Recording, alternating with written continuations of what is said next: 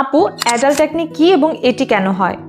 Adult acne বা প্রাপ্তবয়স্কদের ব্রণ মূলত 25 বছর বা তারপরেও যে ব্রণ দেখা দেয় তাকে বোঝায়।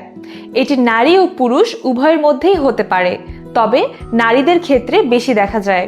এর পেছনে একাধিক কারণ থাকতে পারে।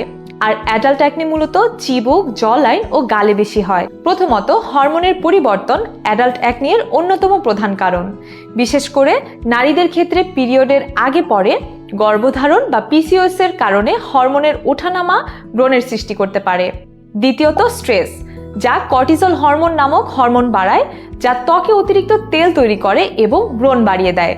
তৃতীয়ত, অনিয়মিত ঘুম, অস্বাস্থ্যকর খাদ্যাভ্যাস এবং কম পানি পান করাও প্রাপ্তবয়স্কদের ব্রণের জন্য দায়ী। অনেক সময় মেকআপ, স্কিন কেয়ার বা হেয়ারের প্রোডাক্টে থাকা তেল বা কেমিক্যাল ত্বকের পোর্স বন্ধ করে অ্যাডাল্ট অ্যাকনি তৈরি করতে পারে। এই ধরনের ব্রণ দেখা দিলে হালকাভাবে না নিয়ে সঠিক স্কিন কেয়ার রুটিন মেনে চলা ও প্রয়োজনে চিকিৎসকের পরামর্শ নেওয়া গুরুত্বপূর্ণ। বিউটি ও স্কিন কেয়ার রিলেটেড যে কোনো পরামর্শ কিংবা প্রোডাক্ট সাজেশনের জন্য সরাসরি ইনবক্স করুন আমাদের ফেসবুক পেজ ইমাটো স্কিন কেয়ারে।